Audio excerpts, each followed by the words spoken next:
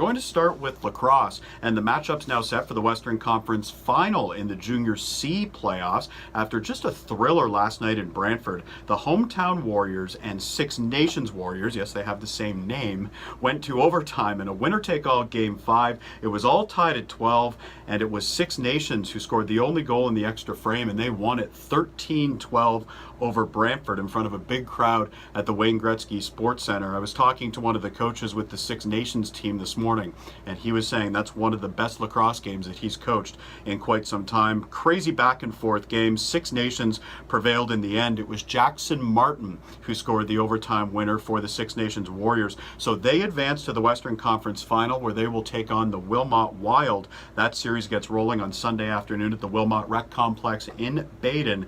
Six Nations and the Wild, they will square off for a berth in the championship series, and that game on Sunday gets rolling at 3 o'clock. Junior B playoffs in lacrosse, the Western Conference Final gets rolling tonight, and this should be a dandy of a series. Mohawks taking on the Six Nations Rebels. This is a best of 5.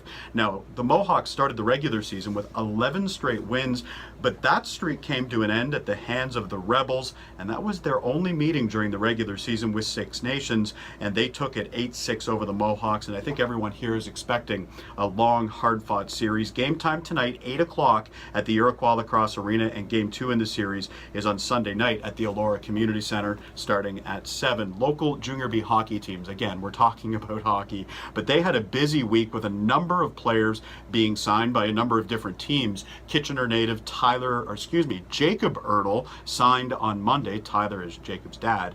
Jacob Ertl signed with the Stratford Warriors. He's a 17-year-old forward and a former player with the Kitchener Junior Rangers minor midget team, and we spoke to Ertl after he signed. You can check out that interview on 519 Sports Online YouTube channel. The Listowel Cyclones, as you know, are the defending Sutherland Cup and Cherry Cup champions. They added 3 players to their roster this week: Hayden Coulter, Tyson Koopman, and Craig McKegg. That's for the upcoming Junior B season, which is approaching quickly. They'll also open training camp late in August and get the season rolling in September.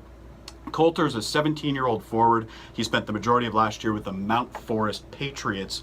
He recorded 15 goals and 12 assists for the Patriots last year. He also played a little bit with the Cyclones. He played a couple of games, did Coulter, picking up 1 assist. Tyson Koopman, he's a 17-year-old forward as well, and he comes to Listowel after playing minor midget hockey with the Huron-Perth Lakers last season. He's from Palmerston and is a prospect of the Owen Sound Attack in the OHL. And Craig McKegg, the third player heading to the Cyclones, and he's pretty familiar with the GOJHL. He played 47 games last season with the St. Thomas Stars in the Western Conference of the GOJHL, and he's also a graduate of the Huron-Perth Lakers minor midget and major midget program. McKegg hails from Teeswater.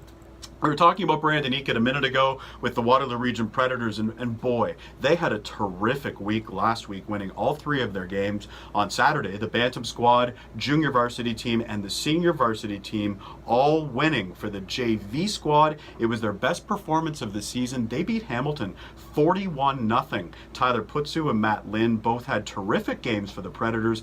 They picked up their 2nd win of the season, and those junior varsity Predators will be back on the field tomorrow on Saturday at Warrior Field at 5:30. As for the senior varsity Preds, and again, we'll hear from Brandon Eakett, the head coach, here in just a couple of minutes. They're rolling along right now. They have a record of 6 wins and 1 loss, and they are in first place in the West Division. And let me tell you, the Predators defense, boy, they stepped up in a big way last Saturday. Key interceptions in a victory over Hamilton. They will close out the regular season playing tomorrow night at 8:30, and we'll chat with Eakett in just a few minutes. I want to quickly mention the Tri-City Outlaws in the Northern Football Conference. They played their last home game of the regular season last Saturday night at Rogers Field in Cambridge, and they lost to Sudbury. So the Outlaws' record is now 3 wins, 4 losses this season. One of the highlights, though, from last Saturday night's game was the recognition and special halftime ceremony for a couple of players, a couple of former Outlaws. Jeff Nozzle and Lee Becker were both inducted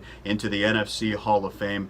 And what I can say about these two is that both players helped grow the Outlaws franchise in those early years, and they are definitely very deserving of the Hall of Fame honor. And the Outlaws close out their regular season this weekend on the road facing the Toronto Raiders. Of course, Tri-City hoping to get back into the win column. And finally, let's talk some baseball. Kitchener Panthers continued their winning ways at home last night, beating the Toronto Maple Leafs by a score of 6-3. Kitchener has now won 5 games in a row at Jack Couch Park, and they are in second place in the Intercounty Baseball League with a record of 20 wins and 9 losses this season. Panthers right back in action tonight. They will travel to London to take on the Majors. That game gets going at 7:35 at Labatt Park in London.